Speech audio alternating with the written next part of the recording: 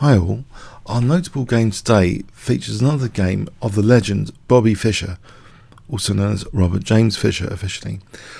In 1962 he was playing in the Curacao Candidates tournament. For those that don't know, the Curacao Candidates tournament was soon after the Stockholm Interzonal of 1962. Eight players met 2nd of May to the 26th of June in Curacao in order to determine the challenger for Mikhail Botvinnik, the world champion. So the event in Stockholm selected 6 of the top finishers there. Due to a restriction limiting the number of players advancing from the same zone to the next stage, Leonard Stein did not qualify and Benko took his place after the Stockholm Interzonal playoff in 1962. Both Paul Keres and Mikhail Tal qualified by virtue of their placings from the Bled Zagreb Belgrade candidates of 1959. This made for an 8-player quadruple round robin, as in the previous 3-day cycle. Only 105 games were played, since Tal withdrew due to illness after round 21. You might wonder, hang on, 1962, didn't Tal get to be world champion? Briefly, yes, in 1960, but then it was won again by Botvinnik. In a way, Botvinnik nearly ruled the world of chess for approaching 20 years. He was interrupted by Tal and Smyslov, but he managed to get back the title. So almost 20-year stretch approaching. So if Fischer had won this tournament, yes, he could have been challenging Mikhail Botvinnik. But this was quite a young Fischer. Nevertheless, he was playing Paul Keres here, and he kicked off with e4. Paul Keres played e5, and we have a classic Roy Lopez, which Keres had an innovation up his sleeve, but this is very well trodden territory so far, the classic territory. Knight f6, castles, all pretty classic stuff. d6 now, c3, building up centre, usually with d4. h3 actually was played here to stop the annoying pin. So this is all pretty standard opening theory in the Roy Lopez. Even from this position, there's over 6,000 games in Livebook. Now the usual move here, from a theoretical perspective, is Queen c7. That's the most trodden path, Queen c7 here. Keres played actually slightly rarer Knight d7. So this was his idea. The knight can actually potentially transfer to b6. Sometimes the knight can actually go to a4, and I believe Fischer has lost at least one game against this system with the knight coming to a4. So it can be quite a dangerous queenside pressure building up there with this knight maneuver. Now Fischer's reaction here was actually, looks a little bit on the unusual side. It was actually d takes c5. Usually knight bd2 is played here. For example, like this is a continuation, well-trodden continuation. That's just one example. But d takes c5. Now black can't really play knight takes c5 because it runs into b4. If black really did want to do that anyway, but d takes c5 looks fine so far.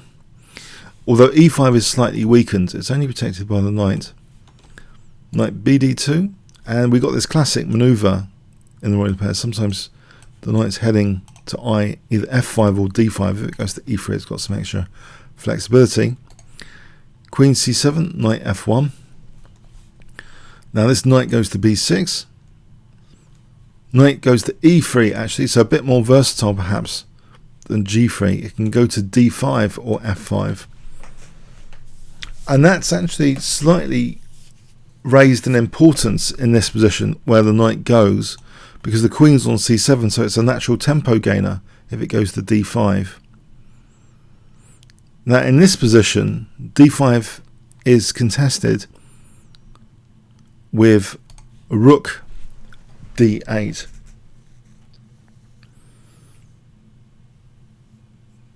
And you might wonder here, is knight d5 possible? It might be premature here. Maybe black can just snap that off and play quickly bishop b7. So I want to 100% check that if knight d5 is possible here.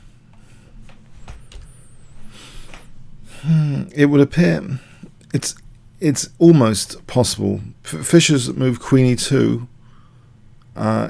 is also one of the top like engine moves, but here takes this position. If f6 is played, looks fairly okay. A small advantage for white perhaps, but okay, Fischer keeps the tension a bit more. He doesn't have that exchange of knights. He actually plays queen e2 here. And a point of note about this position, there's a kind of latent restrained pressure, just energy waiting to be released in this position. You can see this battery here, but it's behind the pawn. It seems this e-pawn is keeping all the energy in white's position. If that e-pawn wasn't there, the bishop would have full scope, the queen and rook would be blasting on e8.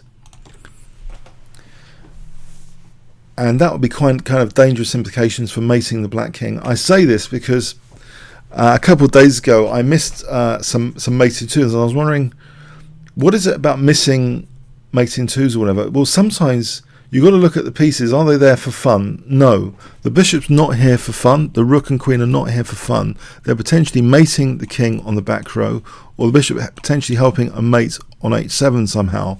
These are dangerous pieces, but they're all contained in this position by this e4. There's a pressure cooker here in this position. Now black could have tried to restrain the pressure cooker here a little bit more. If black plays in this position f6, this might be actually a very, very important move to play in this position, to make sure that at least the e file is kept under lock and key from the pressure potentially on the e file. What Keres did now, in my view, is an inaccuracy, and from an engine perspective this is an inaccuracy, but intuitively it's like the pressure cooker is released now, because Fischer actually does play knight d5 in this position. So the e-file pressure and this bishop, it's all kind of opened up. We see knight takes d5. Black doesn't necessarily want to lose his dark square bishop if he moves his queen. E takes d5. We see this pressure now released. Bishop takes d5. And white's now able to take on e5. So it looks as though white's pieces are all pretty fantastic. And also note, this knight's over here. There's no defensive knight on f6. So h7 is vulnerable. And we can see, actually, also a few things of note here. If rook takes d5, bishop e4, by the way, as a skewer. Yeah, so it seems as though in this position, white's kind of liberated. The pressure's out now. It was contained and now it's liberated. The position is quite dangerous. Black plays what seems to be an awkward looking move here. Rook a7. You might wonder, what on earth is rook a7 about?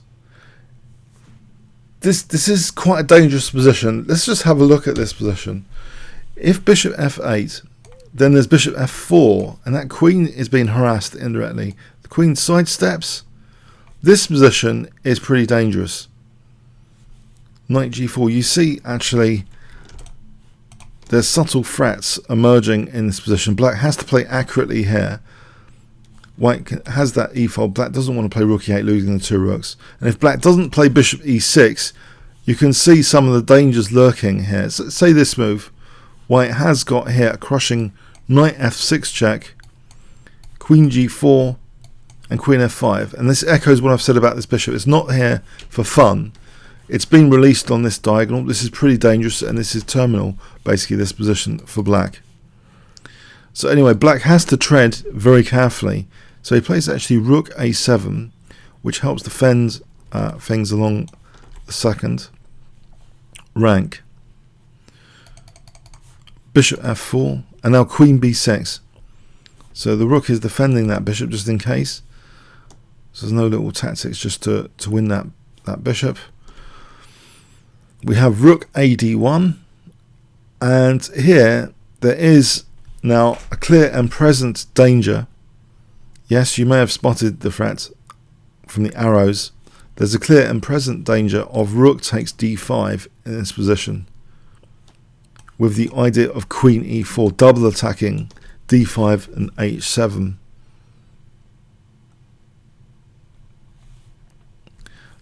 So that would be extremely nasty. So black makes a concession in this position, which looks very, very committal. Plays actually g6, which obviously weakens the dark squares in the position. If black plays, say, bishop e6, queen h5 is really dangerous. We've got pressure along the e file still, as well as along this diagonal, and this variation demonstrates why that's a big problem. g6, we could take on d8, and then smash through with knight takes g6. Look at this pressure on the structure. F takes, and even stronger. Now, the strongest is bishop takes g6, threatening to mate. This is just devastation. Check. This is just absolute devastation. Yeah. Horrible. So black is forced, Paul Keres is forced into a committal concession. g6, the pawns are never going backwards. g6, weakening the dark squares. Now a very logical looking move, knight g4, threatening things like queen e5 principally for knight h6. So the queen and knight can have a crossfire against the king. If it's forced there, then queen h8 will be made. So black parries queen e5 with knight c4, holding that e5 square. Okay, so in this position now, you might wonder, well, couldn't white just kick the knight and then go to e5? Let's just check that one out as well, actually. If the knight is kicked here, this might actually be quite a dangerous move, to be honest. It wasn't. This looks like one of the more dangerous moves in the position.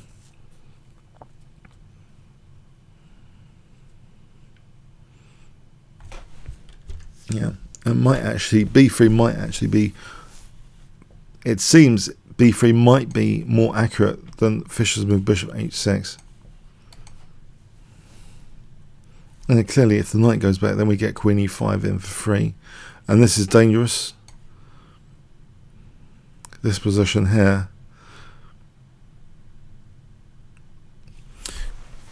Remarkably, there's something very, very interesting about this particular position. Can you see what white can do, which is apparently +7 here?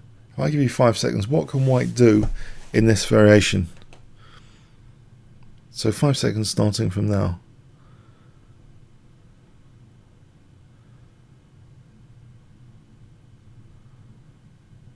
Okay, it seems to be queen takes e7 is possible, sacking the queen.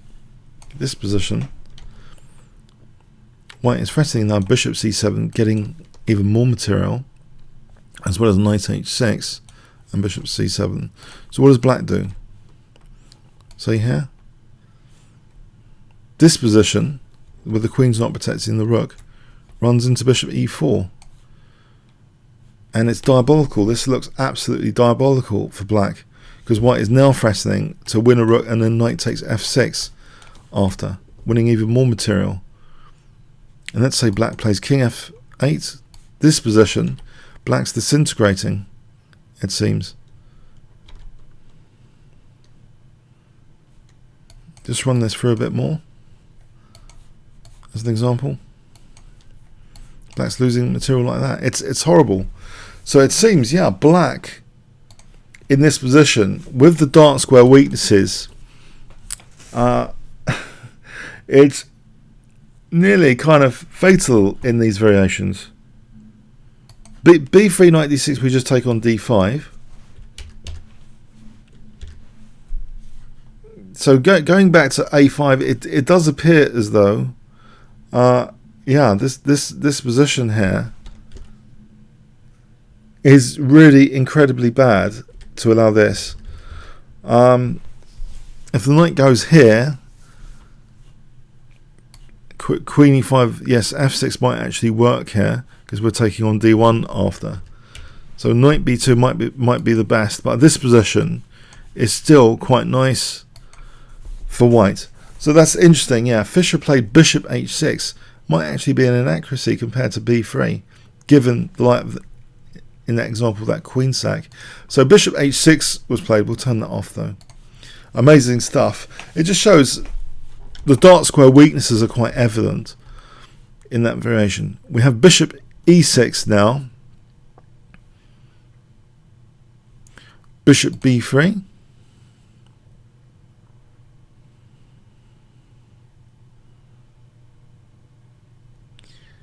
So challenging the knight on c4 like this. Queen b8.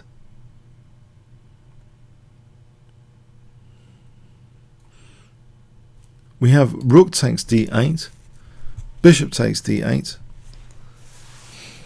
And here, do you remember I said about the e-file for mating implications? Fischer plays bishop takes c4, and it's evident now that this is really dangerous. If bishop takes, there's queen e8, checkmate. So Keres plays b takes c4, he has to. But now what does Fischer play? I'll give you 5 seconds to pause the video. White to play here.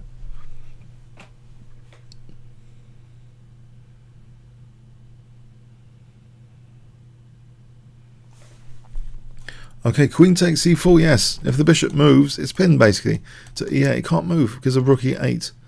Checkmate. So we have queen d6. Fischer's won a pawn.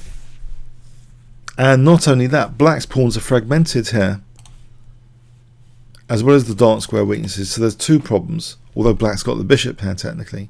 Queen a4, threatening mate. Black parries that. But another very neat looking move is played in this position.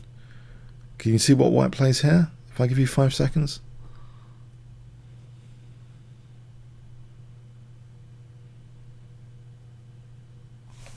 Okay, knight f6 check, trying to get the queen away from e8, which will be mating. So the king has to step to h8. Not a nice place for the king, especially in an endgame. White's king might be faster to the centre. Also, the king's back on the back row here. We have knight d5, kicking the queen again. Queen d7. And now another neat move by Fischer, bringing the queen back to e4. Threatening now queen e5 check, harassment of the king on h8. Black can't win a piece because of the back row issue again on e8. So we have queen d6, defending against queen e5. Knight f4, putting the pressure on that e-file. Black tries to parry e6 pressure. But now bishop g5. Rook e8, and this leads to liquidation. Fischer can now liquidate the position, simplify. He plays bishop takes d8. This is one way of converting, or just simplifying to an endgame. But also interesting to consider is queen a4. This is quite dangerous. Rook f8.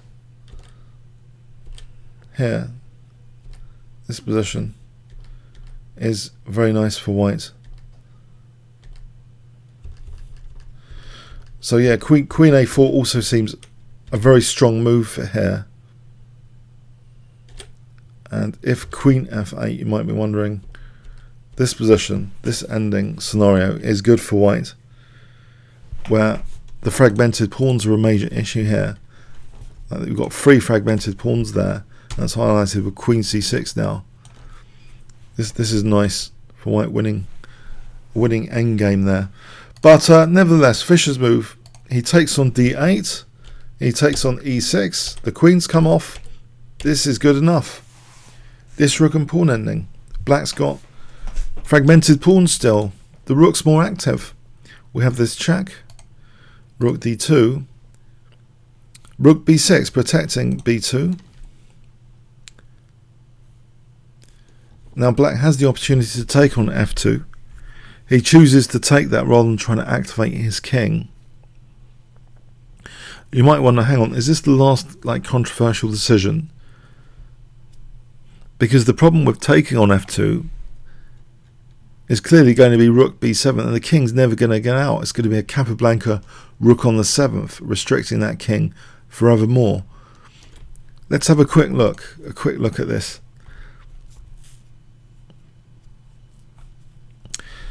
Rook takes f2 is given as the best move from an engine point of view. If king g7, king g3, okay, pawn up, thanks very much. What's white's plan?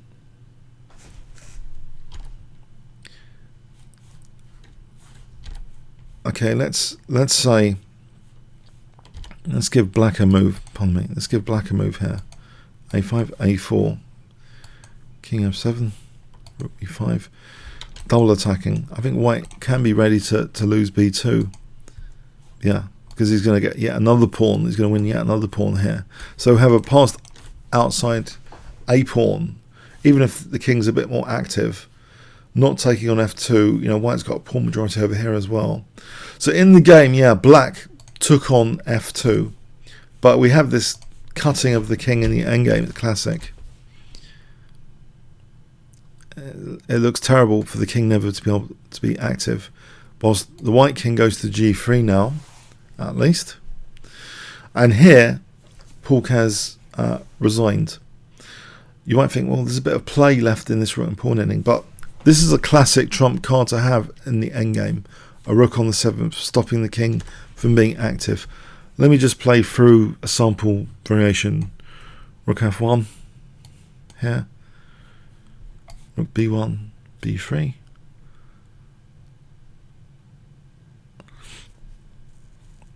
And let's say rook c1, c4. So white's just going to win another pawn. It's going to be trivial like that. So black's best might have been actually in this position c4. Let's imagine c4, trying to fragment the pawns. He's winning this c3 pawn. Now even if c3's won, here the king can get active. Look at the king, the contrasting kings here. This position is just basically one for white, this rook and pawn ending. The king can actually come to stop this pawn potentially, or force it to c2. If it's forced to c2, then white's pawns, two connected pass pawns, is unstoppable. So yeah, so around this position after king g3, Paul has resigned. So what can we tell about this game? Interestingly, it is one of Fischer's memorable games, and there's a kind of debate about where black went wrong, in fact. But I think one of the points where black, I think, could have massively improved from an engine point of view is to play f6, not to let his e-pawn drop, because the pressure cooker was released on the e-file, in my view, as well as the diagonal. e5 was an important pawn for black, I think, to keep, to try and constrain white's pressure, because you see a lot of the tactical resources in the game were based on the back row implications, the back row mate implications. So if the e-file was kept for black away from white's pressure on e8, if there was less pressure on e8, some of those tactical resources wouldn't have been made available. Okay, I hope you got something from that game. It was a beautiful artistic game in my view, systematically winning a pawn and leading to then simplification into a nice, easily winning rook and pawn ending. Okay, and against the crown prince of chess, Paul is a fantastic player in his own right. Comments or questions on YouTube? Thanks so much.